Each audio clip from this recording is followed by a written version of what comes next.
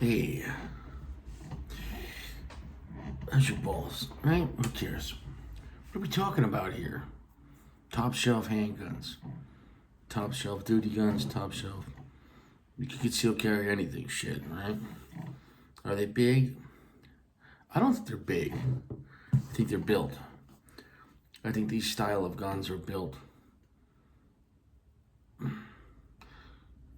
How do I explain this? They come from an era where it was about making the best possible gun.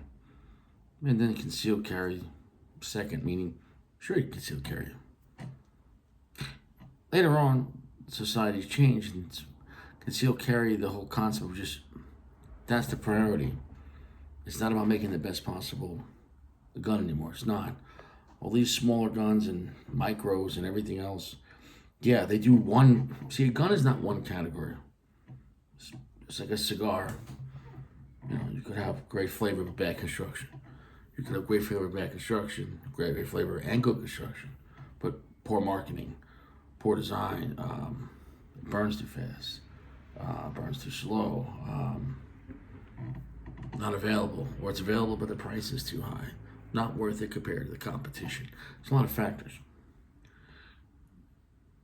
The HK USP series, no matter the caliber, but right now we're talking about 45s, and the 220, which originally has a 9mm, but everyone knows it has the 45 version. We're talking about duty guns, and the 220 here I have is a full-size grip, but about a 4-inch barrel. So, but still, it's a duty-sized gun. It's called a carry model, but I mean, a lot of cops were carrying a Glock 19, which is not even a full-size grip, and about a 4-inch barrel. And was that considered a concealed carry? Sure, it was. At the same time, it was a duty gun. The point is, though, for 220, it's about a half-inch small. So by no means is it like, so small that it wouldn't be a good duty gun. And the word battle pistol, take this handgun to war. I get that concept, but the first thing you want to have when you go to war,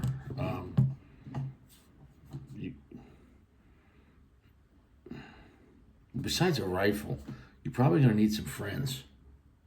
If you're not going to war by yourself, it's not Rambo. You're going to die real quick if you don't have support. If you don't got some people, and people's one thing. People that would be willing to die for you and you for them, and to be selfless, and that's another concept. Maybe it's better you just stay by yourself and mind your business. What were we talking about here, though? Yeah, so I mean, HK USP is top shelf when it comes to long-term durability. There's no other combat handgun that comes close. Does that make it the best handgun? I'm not going to say yes, not going to say no. It makes it the best handgun in a category. The USP, the way it was developed and tested from 1989 to 1993, along with the Mark 23, which USP is derived from, the barrel, the springs, the slide stop, slide release, the slide. The material is made out of the stainless steel that's within the frame. It's not just a polymer frame. It's a polymer frame, but the polymer frame, in a sense, is the shell for the steel that's within it.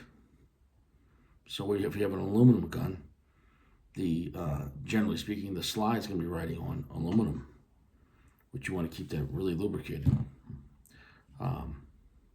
And aluminum, when you're shooting, is going to be nice for vibration, harmonics, and a little bit of the weight, maybe for recoil.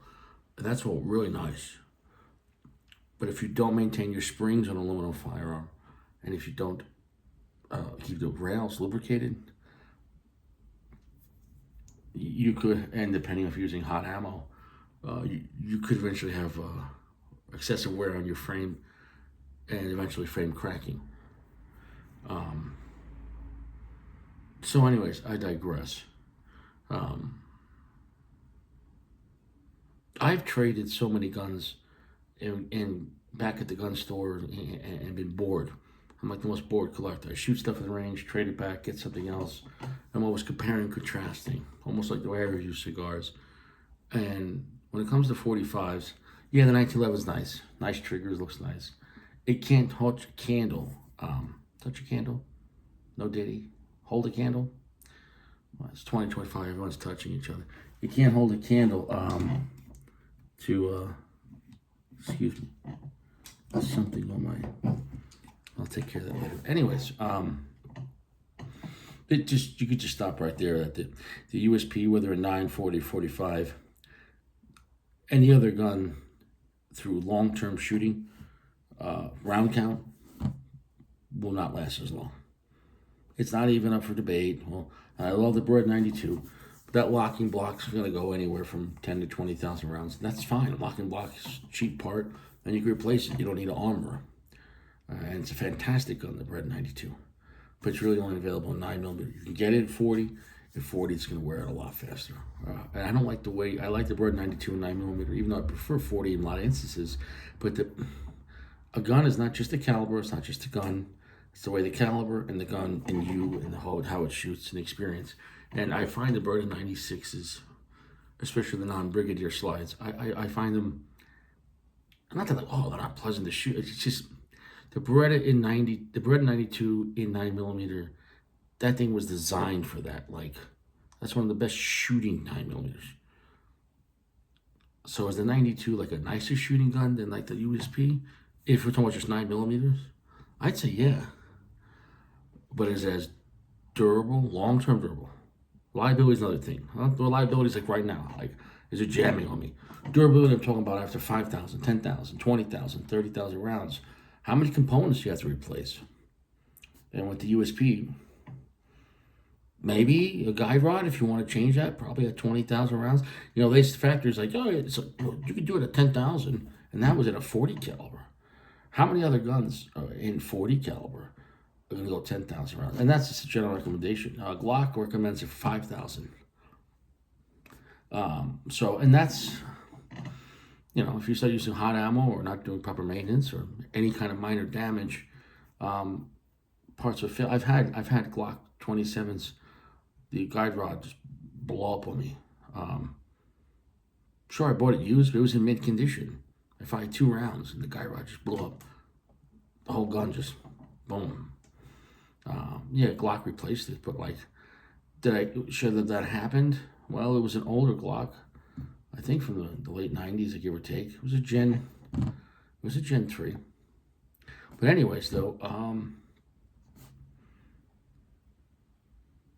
I haven't had that happen with any 6.220s or 2.26s or 2.28s or any USPs. Now, Glock makes a good firearm. They work, reliable. The parts are cheap. I've also had on the takedown on the Glock, the spring that pushes that up. You know, when you take a Glock apart, you're going to pull down on that little lever. That spring wore out. I mean, I bought a used Glock 30. And when I was racking the slide after I took it home, I would see as I pull the slide back, it would just go up and down a little bit. I'm like, I don't like that. And I called Glock and replaced the part because eventually if that stayed down, you could have essentially the slide come off while cycling or shooting. Because that little piece of metal in the Glock in the middle of the frame, that's what locks the barrel to the frame. So sure, Glocks are streamlined, Glocks are light. Used, they're very cheap. And the parts are really cheap and easy to replace. So I'm not saying Glock isn't a good combat handgun. It is. But through time and usage, you should be checking. Just fucking throw out the guide rod. Get a new guide rod. Buy a used Glock. It's $10. Just buy a fucking new guide rod. They don't last as long. And they're cheap polymer. They flex, but it's supposed to flex because the frame kind of flexes when you're shooting. You start putting tungsten or stainless steel guide rods in a Glock, you could have some frame cracking issues. I digress. A SIG 220 or a USP in any caliber, the only thing you're doing is buying more magazines. And they're not cheap, but they're quality. The biggest selling point of Glock is they hold a lot of rounds, and the mags are cheap. And I get that. And I get that. But a gun is not just only about that. I'll take the how do you say, a surety that if I'm carrying a USP compact 45 or this full-size 45, which I will show,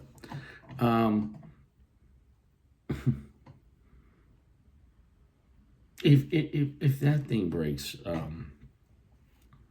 anything else would have broke much earlier. So I digress.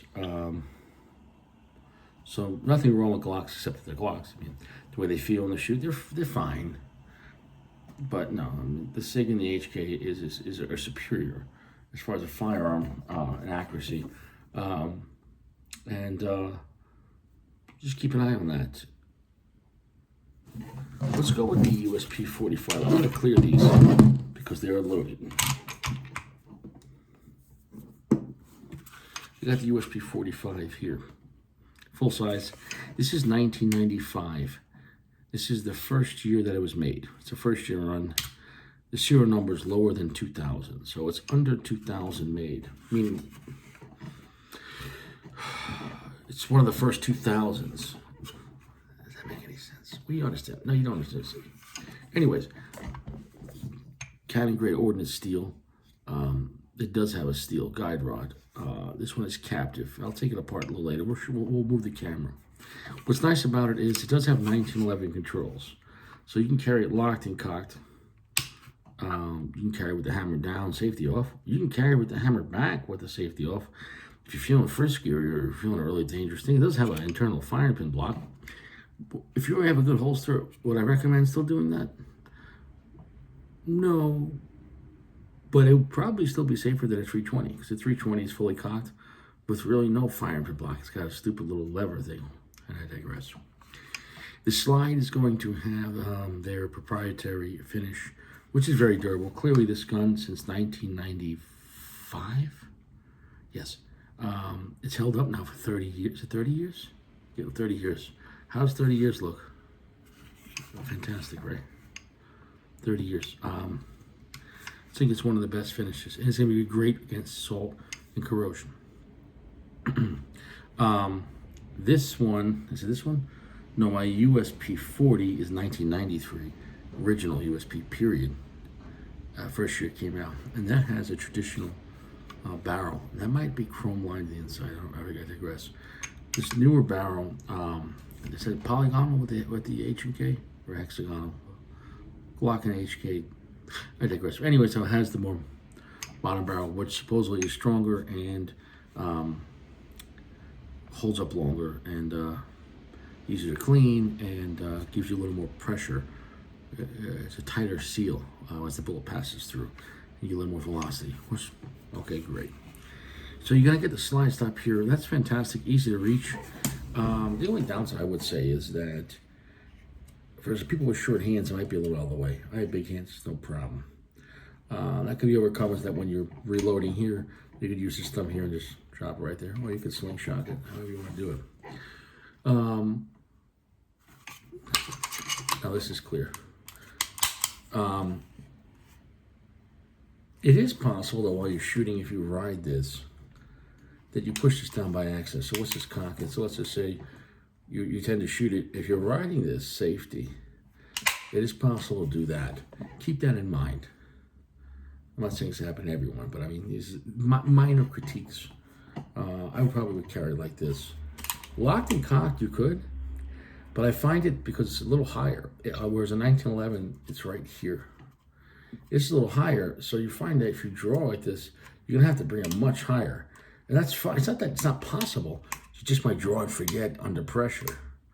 And so, you know what I'm saying, though, if you're at the range, you're paying attention to it. But generally people, unless you're an assassin, that's different.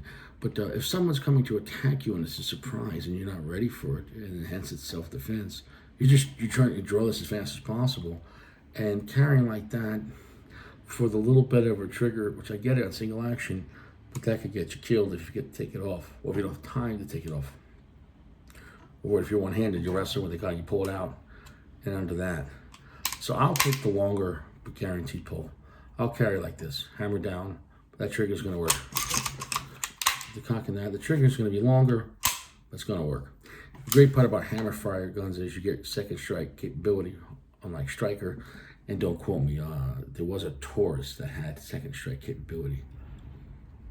And isn't the Walther P99 have second strike capability? I digress. But like a Glock series, they don't. Once you pull a trigger, it's dead if the round doesn't go off. So if you have a bad round, you're clearing that. And I'm not saying you want to feel bad round, you want to like, oh, just keep on pulling the trigger. No, but like it's more of, it just gives you that extra second. If you had to pull it again, you could. And obviously you want to clear it. But I'm just saying, get to a better round. Your round, you get a bad round. You know, the primer could be shot. But with these hammer fire guns, these hammer fire guns, they hit the primer so much harder than a striker. And the guy from Langdon Tactical, what's his name? Ernest Langdon. He talks to that with hammer fired. So if you're having light primer strikes with a hammer fire gun, the only reason I can see that besides really, really shitty ammo is if you, see, here's the thing. You have the guide rod inside of here, but you also have the hammer spring inside here. Lots of times people, to make the trigger pull lighter, they put a weaker, like for example on the Beretta 92, they weaken the hammer spring and might bring it down to like, the D spring I think is 16. I think the factory is 20. They bring it down to 16, but a lot of people go down lower. I think he says they're not going to recommend anything lower than 12 pounds in the hammer spring. So after that, you can still have some, you might have some issues on light primer strikes. So that spring here is what is going to get the pressure to go forward and hit the firing pin, and the firing pin hits the primer. So yes, part of the trigger pull, you're going to have to overcome that hammer spring there. So you weaken it up, you might get a little better trigger pull, but you might get a less reliable gun. And I get that. I keep my gun stock. The more you shoot them, they'll break in and they'll get a little smoother. I don't care about having a little more of a heavier trigger pull. I'll take the reliability. Also, keeping it stock, I got the factory setting. Part of that hammer spring, when the slide comes back, it has to overcome the guide rod spring, but it has to overcome the hammer spring too. When you lower the hammer spring to a lower weight, you're increasing slide velocity. So you're going to get a faster trigger, an easier trigger, and a faster cycling slide. You're going to wear out the gun faster. I guarantee it. It's not just that the slide's going to be faster. The extractor spring, everything, the magazine, everything's going to be happening faster, faster, faster. And just like in life, the faster you fuck, you get what I'm trying to say. What I'm trying to say is I keep things stock. If for competition, that's one thing. You're not using a competition gun, generally speaking, for protecting your life. You have it tricked out for maximum speed, and I get that. But we're talking about for duty or carry guns, something you're going to trust your life with. I'm going to trust HK specs for long-term durability. That's what I would do on that. What are we talking about? What else? A lot of people don't like the paddle release here. I love the paddle release. Why? When carrying or in your hand, there's no way for that mag to fall out. If the mag is fully inserted, you can't accidentally push the magazine release or bump into something. Or when you're carrying it in a holster, I don't have the holster right here, but this is in a holster. You're not gonna have anything. If you're, say this is your body here, and this is in your holster. You bump into a wall, your car seat, or whatever, and depending on the holster, the gun, any little weird things can happen. I've seen it happen to myself with a Ruger. I was at the SR-45, and I came home one day. When I came home, the mag was in, but it was just the hell. I was like, I always check my mag, before I put it in a holster, tap it, try to pull it out, make sure everything's locked in. And that one had an ambi mag release, left to right, on both sides. And I realized I just play with it. It's very light. It was very easy for that to, when carrying it, especially in the waistband, for just enough pressure. And if you pull that out, you'd have that first round. Because then you have a mag disconnect, but then your mag would fall out. And you could be dead. Or, in other situations, you get that mag fall out and you lose it. Or you have a fallout when you're on line somewhere, even though you're carrying lawfully. You don't want your magazine falling on the ground. Chances are that first round might pop off. And now it's your best case, you're embarrassed. Worst case, you could lose your license, or you could Does that make any sense? So, I digress. Having a paddle release, when you're carrying, that mag is never going to come out accidentally. This isn't a holster. That is covered. Whereas, when you go with any gun with a magazine, regular magazine release, like the SIG 220, it's here. And generally speaking, when the gun's carried, generally speaking, depending on the holster, that mag release might be within the holster or it might not. So keep that in mind. See how your gun lines up in the holster. As you're carrying any gun, you always want to make sure your mag didn't pop out accidentally. Because if you're carrying like this, your mag, when it pops out, it might just be out just a little bit. You want to smack it. Smack that bitch. Smack it. Give a little tug-a-roo. Here we have a 220. Full-size gun, full-size grip, with a little shorter inch barrel, half-inch shorter barrel. Fantastic firearm. This is an American-only gun. It's not a German gun or half German or made in Germany and assembled in America or German frame only. This is pure SIG in New Hampshire, 2016. I do like the grip on this. It's a complete polymer sleeve like this, like a Smith & Wesson 3rd Gen. No screws. There are the holes inside, but it's a complete wraparound, and you have to use a device or a credit card or something to deactivate and get it out. You could change it out, but I like how thin it is. This is so much thinner than even my USP Compact 45. The downside per se is you're only getting 8+1. Although you can't get 10 round mags for these, and so you might carry with 8+1 and then a 10 round, extra on the side, or 2 extra 10 round, however you want to do it. Now let's talk about the benefits of a 220 compared to the USP. So this is an aluminum frame. The ergonomics on the 220, now this is clear. It's clear. The slide stop release is in a really great spot to use. It's also in a really bad spot to abuse. You might accidentally hit this. First, you might ride it when you're shooting, and your last round, the slide's not going to lock back. That's the best case of the mistake. The worst case is you're shooting, and you push it up. And let's go here. You could be shooting, and you press it up. So you're going boom, boom, and it locks back. And you think it's a jam, but you just pressed up. It's possible. A lot of guys, when you shoot polymer like locks, they have their hands up here high. So this is designed to have your thumbs low. And like on my 228 here, they have like a ridge on the left side here, comes out. It's kind of like a warning, like keep your thumbs below that. It's like a fat ass. Keep your thumbs below that. So this is great when you want to use it. The problem is it's really convenient to use when you don't want to use it. As long as any guy in my range, I let them shoot my SIGs, they fuck it up. The main thing they do is the last round the slide doesn't hold back. Because they're shooting like this with their thumbs out, and then they're riding that. So don't ride that a slide stop. It's great though because it's thin and it's right there. It's much more convenient than even the USP. So the ergonomics on the SIG have some pluses. The trigger on the SIG compared to the HK is superior. Stock, the trigger is nicer. The recoil impulse, I'd say I like it a little better than the USP. Especially the compact. The full size is different. But the point is, though, that's just being I think, a little heavier and with a full metal, it's aluminum. It's a very thick aluminum frame. Now, let's look at the inside. Just as the polymer gun, it's a polymer frame, but is it?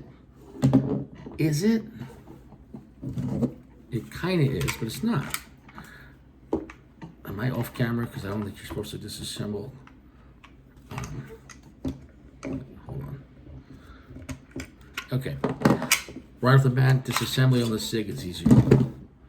You lock it back, push the lever down, the slide comes off.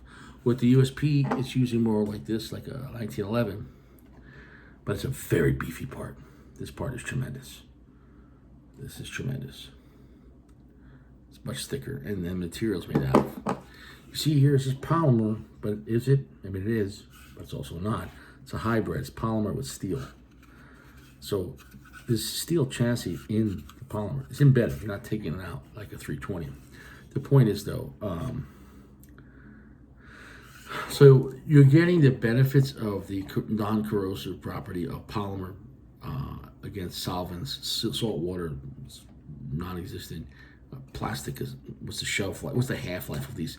And not all plastic is the same. This is a very durable polymer, and it doesn't have the rigidity on this. Like a Glock, you could literally like bend it, like fucking, like you could literally bend a fucking Glock. You could squeeze here, everything's bending, and they work. That's fine. But Glocks are fucking bendable. You could literally take a Glock frame, take the slide off, take a Glock frame, and do this. Just do that, and you're gonna see. You could make that thing fucking torque. You could fucking torque a Glock very easy. And I'm not saying Glocks aren't good, but I'm just saying everything about the USP when it comes to durability is better. It's not even close. It's not. What's great about Glock is the efficiency and the low cost, which should be low cost. Don't be spending $600 on a Glock. I don't know why guys are putting, $1,000 into a Glock.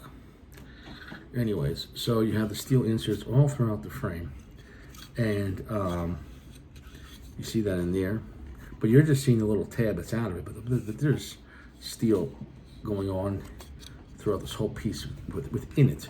It's kind of like they molded the polymer around a steel. So basically, it's a steel chassis with polymer over molded on it, and it's steel where it needs to be, and polymer where it does not. I digress. And then inside here, you're going to have your hammer spring. You see that here. And actually, I'm leaving that stock. And then here you have your trigger bar. This is adjustable to left hand or right hand. And also right now it's in DA, SA. Not SA like Vato, Boto, I mean like SA, single action. But you can make this double action only. You can make it converted to an LEM. There's a lot of things you can do left or right-handed or ambidextrous. It can be converted very easily. It has the proprietary rail, but is it really proprietary? It was the original rail on a firearm, on a handgun, and like the newer ones, like the 2000 and the HK45 and the P30, they have the more modern rails. As the Picatinny became standard, you gotta remember that when this came out, this was the standard. No one else had a fucking rail, so they never changed that. And you could get an adapter if you want, a little metal sleeve if you want to use things that are more modern stuff. Or if you say, well, fuck that, well then get yourself an HK45 or a P30 or a P2000. So I like that they didn't change this. I like that it's still made today. And it's not like, it just holds up. No other new gun, I don't care if it's a new Glock or an FN, they might have some features like on the FN 45. Oh, it holds, is it 14 or 15 rounds of 45? This only holds 12 plus 1. Of course, you can get larger extended mags from HK parts. You can do all that. But we still have factory specs. 2 or 3 more rounds. That's great. I'm telling you right now, the HK45 USP is leap years in durability over the FN. Anyone that would tell you the FN pistol, and FN's a great company, makes some great rifles, great machine guns, but the FN, it is not as durable as the USP, period, from a long round count at all. So if your sole goal is just to have a few more rounds in a stock factory mag, get yourself an FN 45. So I digress. Here you have the 220. So yes, it's a metal but aluminum alloy frame, and it is anodized, and they keep those rails wet. You want to keep those rails wet. I use Lucas, the blue one. It's long lasting. This has been on there about a week since I shot it, and not drying up or anything like that. But I probably will wipe it down and relube it every week. I do carry this a lot. I'm just professional like that. See, this is steel though. This whole aluminum frame is really like a shell. And it's wider than a lot of aluminum frame guns, even like the Beretta 92, which is much skinnier. Well, why is this so wide, like a shell? Well, because it has to fit this would it be the locking block? What would that part be called? I digress. Anyways, though, the barrel is going to lock into here. And then remember, the barrel is going to lock into the slide. The barrel will lock into here. It's using the back of the hood here, the barrel hood, locking up into the slide here. but then it locks into the frame through here, and that locks into this. And that's what made the P series so durable, that you're getting the weight savings of aluminum. And aluminum was lower friction than, say, all steel gun with, heavy steel rails the whole way, and lower cost, and better against corrosion with the anodized aluminum. But it had the strength of steel because where it needed to be, because you picture you have a slide that the barrel's locking to the slide, but the barrel is locking into the slide above, into the frame below. And also remember, it's going to be camming up and down, up and down, up and down. And if this was all aluminum in here, it's not going to withstand the high round count that the P series can. Plus, if it was all one piece, whenever that does wear out or break, you can't pop it out. The frame is done. Here, if this ever wears out or breaks, you got like what, one pin here, and you take off the takedown lever here, pop that out here, this pin, and you can replace that. You can replace that whole insert. So that was a great idea, and they've been doing the P series since I think the late '70s. It was ahead of its time. Think of that modularity, where the gun is more like a taco, like a shell, and the main thing where the barrel locks up is not part of the frame. It's in the frame, but it's not part of the frame. It's part of the frame when it's in it, but it can come out of it. Normally with a gun, the gun's the gun, like the lower's the lower.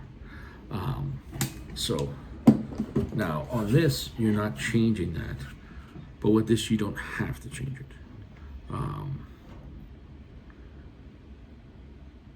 Because even though this is polymer, like I said, where this locks up in here is just covered in polymer, but it's stainless steel in it. So here you're getting, also let's go about the texture. The USP, imagine in the early 1990s, 93, 94, this gun, people complain about how grippy it is. I mean, shooting it, if you have weak hands, it really digs in. But now once you do something, if you have one of these, put some water in your hands, put some grease on your hands, put some lubrication, hand lubrication on your hands, and then pick up your gun and feel if you have any gun that's very smooth. That gun's gonna be slipping in your hands. This texture here, my goodness, it grips even if your hands are wet, whatever. It really gets grippy. Now on here, we do have nice texture on this grip sleeve here. And you do have some lines in here. And I like that they're horizontal, not vertical. Being horizontal, this way, this way, this way, this way, this way, it's more lines. Where if it was just up and down, it could have went cheaper, just have less lines, less cuts. But this is better for texture. Because when you're holding it down, no matter where you go, you're catching now the ridges. And that really feels nice. Plus how thin this grip is, this one really fits the hand fucking fantastic. And even where the locking block is, this what you call it, a pin, or I don't know, whatever, a takedown lever, that's steel as well. So that steel takedown lever is going through the locking block here. So you do have a aluminum frame, but that piece is steel and this piece is steel. And I digress. What are we talking about here? So yeah, on these, make sure you keep those rails lubricated. The guns. This is the full size. This is the compact slides here, the USP and the 220. The USP is bigger, not just because it's length. I could pull out the compact one, but it doesn't really matter. It's just wider overall, and it's a taller slide. But the way the USP is set up, the USP, it's like where the rails are much lower in the gun. So even though it's a bigger slide than the HK, it doesn't look like it rides much higher because the rails are very low in the gun. Whereas you see on the SIG, you see, let's line these up. head to head here. And you see how much taller the SIG is if we're going from the base of the gun. So yes, even that USP, see the USP is utilizing a more massive slide, but it rides lower in the frame. Whereas the SIG, it's higher. But it has to be, because remember, it has to fit that insert. So part of that modularity, a lot of people say, well, why does the SIG got to be so, high bore axis? Well, it has to be able to fit that insert. Because remember, the frame is really just a shell for that insert that you can remove and take out. So if that was part of it, they could have made it smaller, but it has to be big enough to put in and put out. So yes, even though the USB slide is taller, it rides lower in the frame. Here's going to be your massive USP guide rod system. Absolutely a work of art.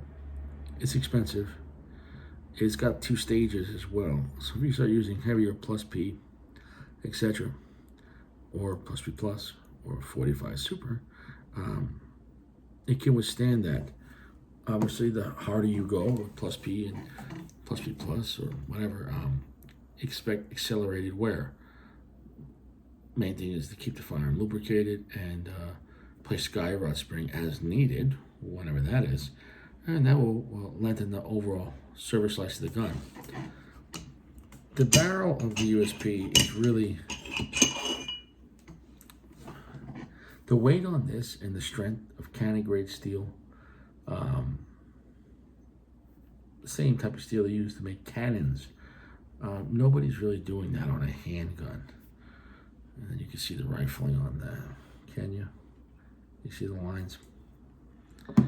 Now, the SIG here, the guide rod system is interesting because it's using a braided system. It's not regular piano wire. It's very durable, more durable than regular piano wire, like a regular spring. It won't last as long as the USB? No, not at all. Especially though with plus P. Can you shoot plus P out of your SIG? Sure, but the plus P will wear this out fast. And especially full size is always going to last longer than compact. Once you go to a compact gun, you want to make this, especially not the frame. The frame, you want to go smaller on the grip. That's not going to affect the gun. It's going to affect your grip. When you go shorter on the slide, you're getting a shorter barrel, a faster cyclic rate because you have a shorter slide and a shorter barrel. And now you have the same cartridge, let's say like 45, but now you have a less slide mass, less barrel, shorter timing, less dwell time. Well, it's going to cycle faster. Well, if it's cycling faster, what's going to happen? Your spring's going to wear the fuck out faster. Everything's going to wear the fuck out faster. So, SIG recommended on this. You can go 5,000, but he said probably 3,000, if you want to place it. Most of the SIG handguns, they say 5,000 on the full size. But being that this is a 45 compact, and 45 on a compact, it's going to be harder on the gun. And you'll notice the difference if you go from a full size 220 to a 220 carry, which is the compact slide. But very, very good quality on this. And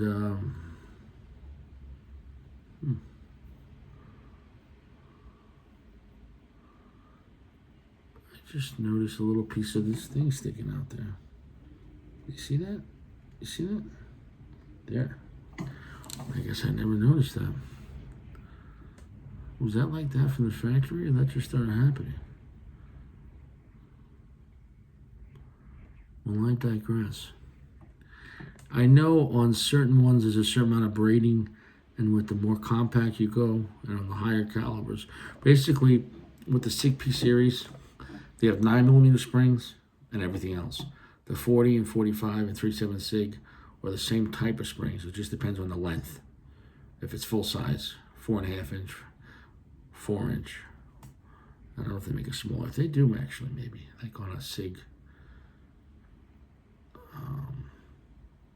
What's the small one? 239? Or the SIG 225? No, 225. No, 225 is a 9mm. Anyways, they're going to be color coded here. This one's red, so keep that in mind. But depending on the year, etc., they might maybe some are. I've seen with white paint. I've seen some with no paint, or maybe the paint wore the fuck off. I digress. The 45 model has material cut out because this was designed for 40 caliber, and the 40 caliber slide is actually heavier because it didn't. It was built to withstand tons of rounds of the 40. So the 45 is easier on the gun as far as lower pressure than 45. And so on the 45, they had to take out some weight because it just wasn't necessary. And there you have the beautiful quality of the Sig Sauer barrel. Fantastic.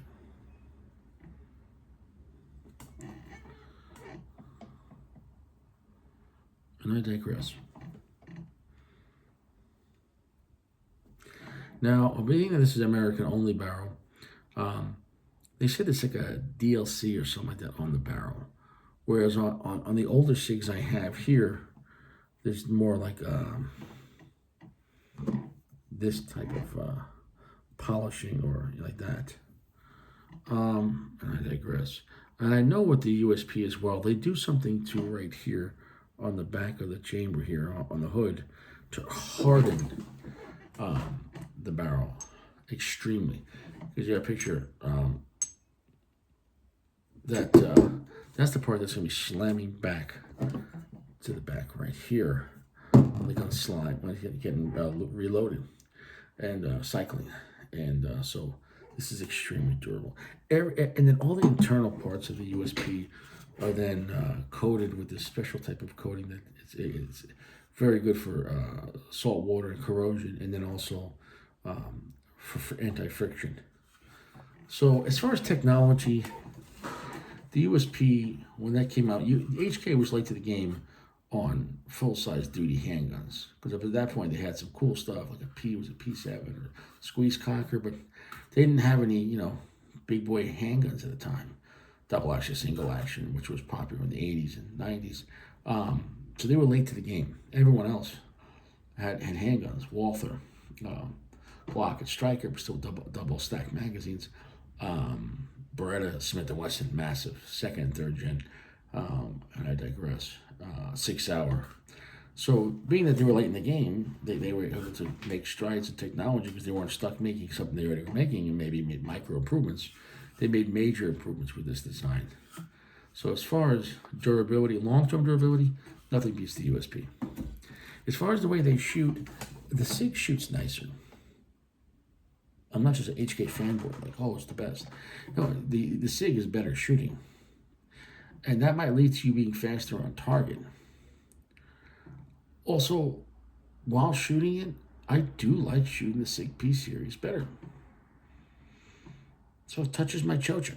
I like shooting it. It's like, oh, that's nice. But there's a part of me that whenever I'm holding a USP or carrying a USP, part of me relaxes going, I never have to worry about, while shooting, oh, my extractor broke.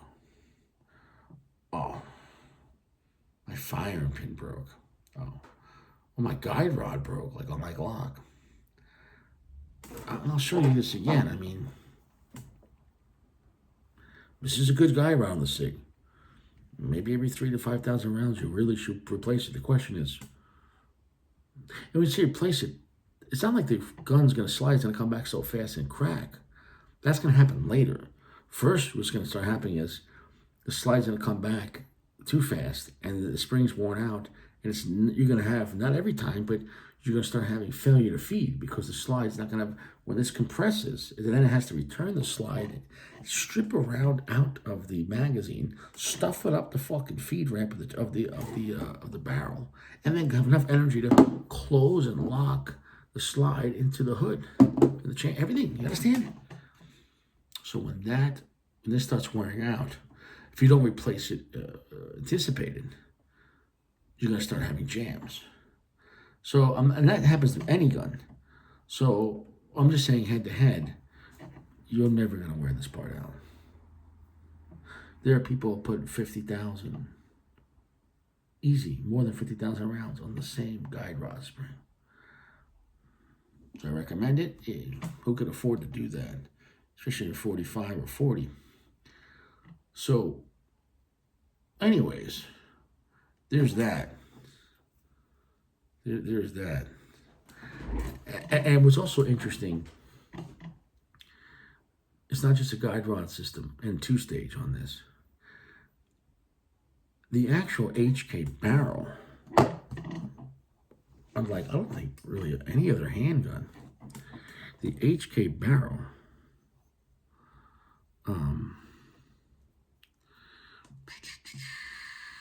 shit like this. There you go. What was it like this? Something's gonna happen. Yes. The HK barrel locks in to the guide rod system. So the barrel locks into a massive piece of steel with this, and then that's in the steel in the frame. You see that? Lock in, lock out.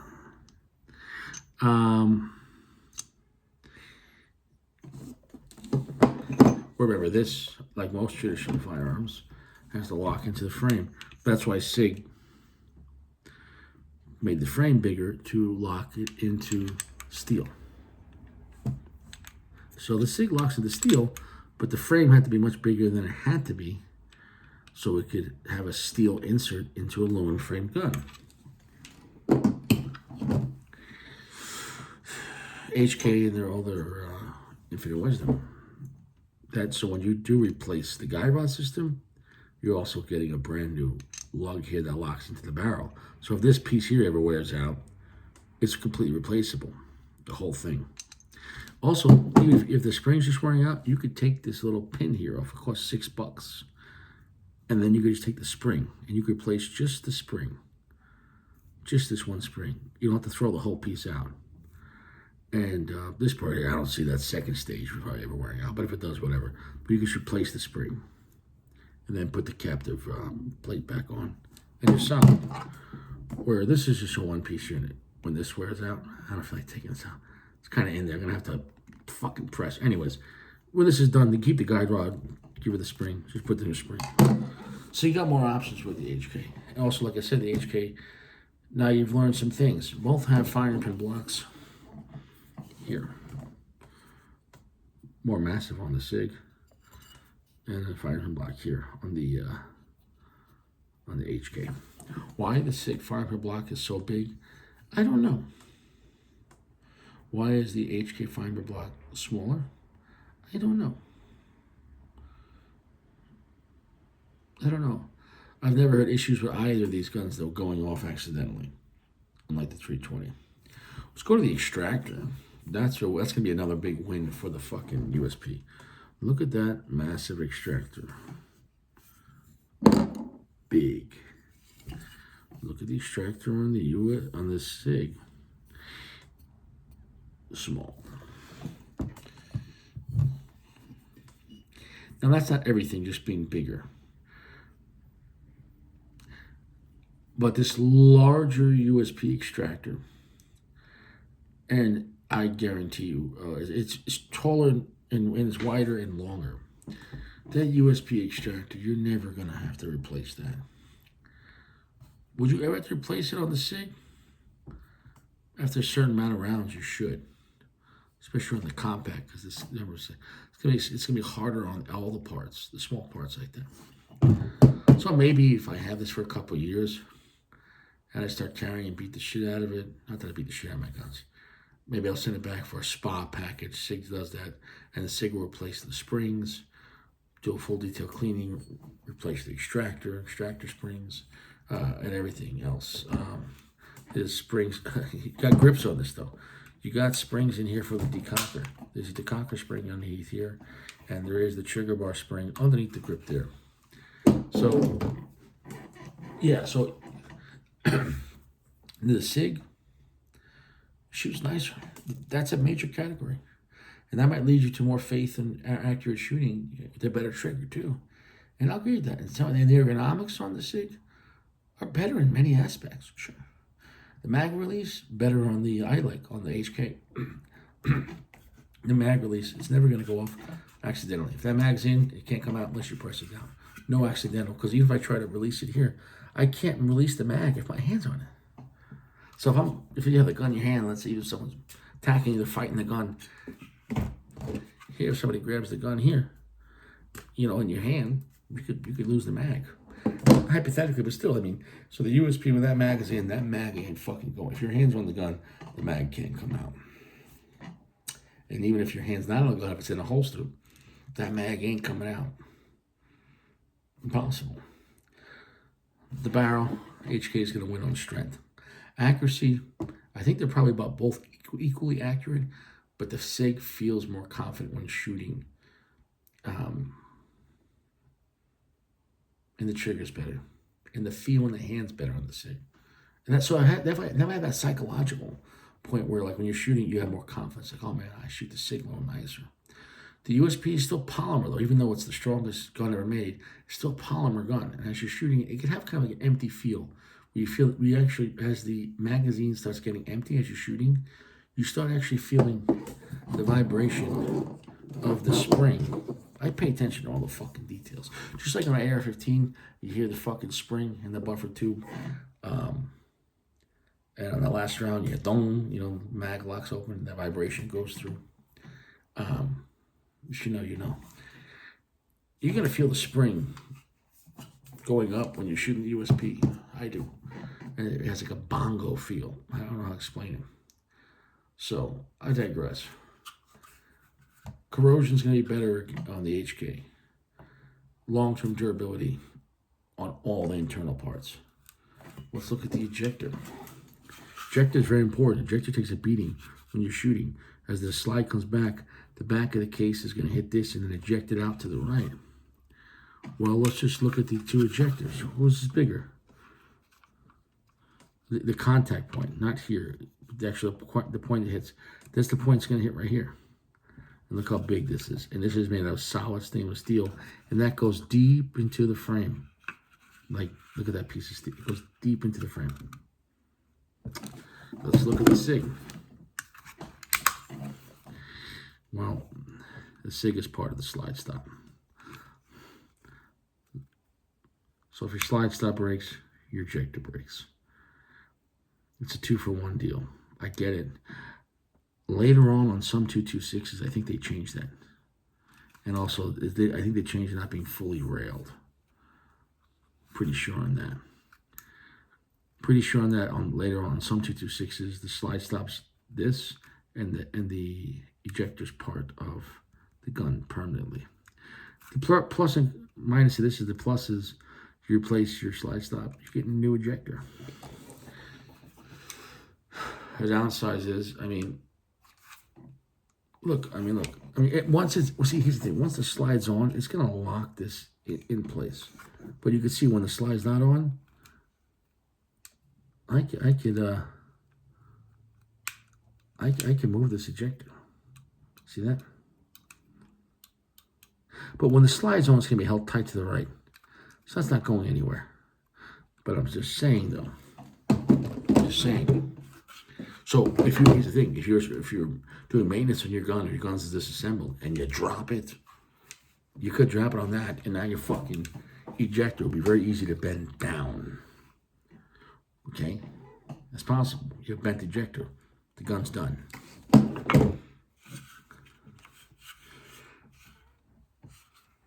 I don't know. You're not bending this fucking. I'm pushing it. I can't get, there's no fucking wiggle on that. It's a massive piece of stainless steel that goes deep to the fucking 8th level of hell way down there. Why they did it like that, I don't know, but I ain't going nowhere. I digress.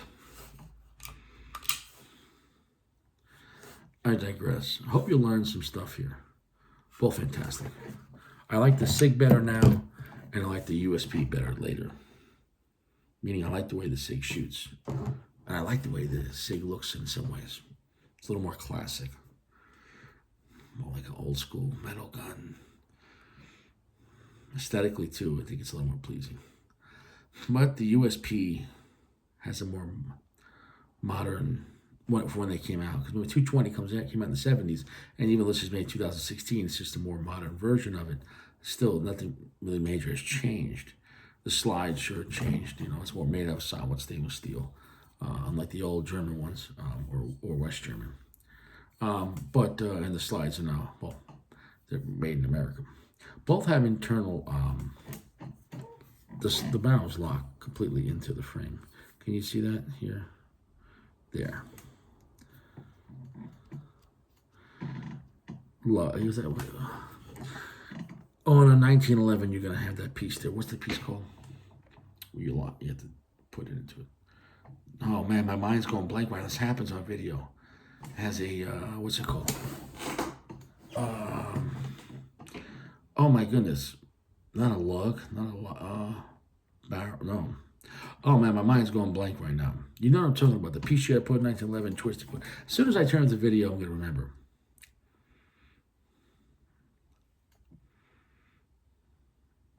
This happens. Anyways, on both, they're part of the design. It's in there. The barrel's locking up, so that way you have the same accuracy. So the barrel's not moving. Once the barrel's in, locked up, it's locking up into the same spot every time. So I'm gonna hold this here, but once it's in there, that barrel's not moving. It should be the same for the SIG. So I digress. The SIG is a fantastic firearm, world class. But it's more like a traditional firearm where this spring, though, unlike the old school spring wires, this is better than that and a little more expensive. I think maybe like 30 or 40 bucks to replace that. So you might have to, depending on how much you shoot, you might have to replace that every couple of years. No big deal. Yeah, that barrel's not going nowhere. The HK, you're not going to replace anything. Most people, I'd say 99% of people don't shoot enough where you're going to beat 5,000 to 10,000 rounds. And even then, you're not replacing anything. I'm talking about in the same gun. Are you going to go shoot 25,000 rounds or 45 in your USP tomorrow? Because then, even then, maybe. Am I going nuts here? Sometimes you try to do stuff on camera. Anyways, yeah, so it's just a beast, the USP. The USP was all about being the most long-term durable and against the elements. Now the magazine, for a full-size 45, 12 rounds was ahead of its time. The only other gun in that category would be like the HK, the Glock, the held 13. Now the thing about the Glock 13 rounds, you put 13 rounds in a Glock 21 on a closed slide, try racking the slide. You're going to be crunching the top of that ammo, and it really, so that magazine really breaks in. But even then, it's really hard on the gun. HK kind of like downloaded this, maybe around. So even when it's fully loaded, and you'll know, like, I'd have to reassemble it. But let's say if the slide was on, this clicks in so easy. I'll put the slide back on. Put the slide back on so you know nothing. On a Glock, when a Glock's fully loaded and the slide is closed,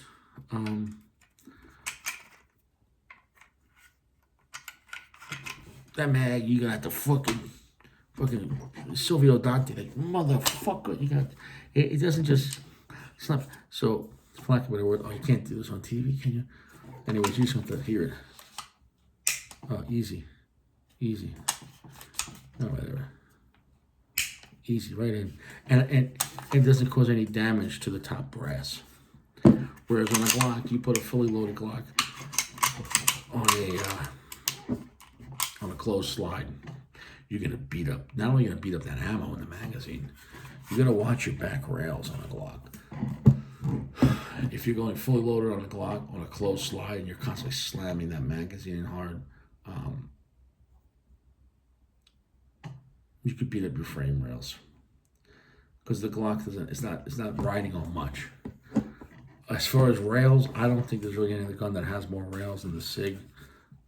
It's riding on a massive amount of rails. I mean, it's fucking railed. It's fucking railed. The nice part about the SIG too is the takedown lever is part of the gun. You could do it in the dark, take it apart and reassembly, and you don't have to worry about losing that part. So once it's like that, you lock it in, and you're golden. You're gonna want to keep your SIG lubricated. It'll work dirty. It'll work dirty. Shit. You can go 500 rounds without cleaning it. Sure. I would keep the rails lubricated though, with a good lubrication. I digress. So I hope you learned something. Maybe you didn't. Hope you had fun. Maybe you didn't. Either way, I can't help you. Take it or leave it. It's your business. Both world-class firearms. I didn't even get to the compact. Who cares? You're going to get less capacity on the SIG. The SIG looks nicer. It feels nicer in the hand. It shoots nicer. These are aspects. The USP, psychologically, you know, you're never going to... Your children, when they grow up, are never going to wear it out. Most people shoot their guns a few times a year. They'd be lucky if most people shoot 500 rounds per gun, like in one gun, a year. Most people. I mean, I go to the range every week, sometimes twice a week. Okay, but I get bored and I trade them back. So yeah, I shoot my guns a lot, but I'm always rotating them back to the gun store. But yeah, but anyways, if you kept this USP 45 forever, you're not gonna wear it out. And then when you die and you give it to your son, before you die, but you get what I'm saying, and then he shoots it for another 20 years, he's not gonna wear it out. It's not possible. It's not possible. And I won't say that about like any other handgun. You shoot a Glock a lot, you're going to replace small components. You're going to replace small components. I promise you on that. There's nothing wrong with that, because Glock, you can change the parts cheap and do it yourself. But if you shoot a lot, you're going to replace. Guide rod spring, definitely. Ejector on that, I think it is changeable. Even your mag release on the Glock, because the magazine locks in. I believe it's still polymer.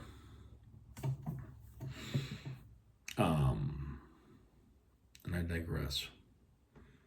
All right, here. Oh, the SIG slide has a nitron finish, which is very durable against corrosion, but not really against scratches, because the nitron's like into the metal. But the exterior finish, I'm not sure if it's a bluing or whatever they put on it. I don't know, whatever fucking... It will take a beating. But it's going to get... It'll start getting some character. You're going to start seeing some of that stainless steel, and you'll definitely start seeing the aluminum, the anodizing. I keep my guns nice, but if you start carrying in certain type of holsters or slamming your guns around, these will get worn out real quick. Not the parts per se, but just the finish. And that's fine. It's a tool and I get that. But me, I shoot a lot, but I don't baby my guns. I shoot and carry them all the time. But I clean and lubricate them all the time and prevent corrosion. And but I don't abuse my guns. I'm nice to them. I wouldn't throw HKs and USPs on the ground. They say, oh, who gives a shit? Oh, I threw my Glock out. Who cares? Should I bury it in the lake? Good for you. I digress. I'll see you around. You stay fresh. Stay out of trouble. These guns you could find used. Pretty affordable, believe it or not. Believe it or not. You shop around. If you have to have one, it'd probably be the USP 45. I'd have both. But for carry, the SIG with that thin line, you're going to get a few less rounds, but it feels nice with being all metal. It shoots nice. It's very confident with that trigger. especially the double action pull on the SIG is fantastic. The double action is way superior on the SIG than the HK. And the single action is still better, but the reset is better too. So overall, HK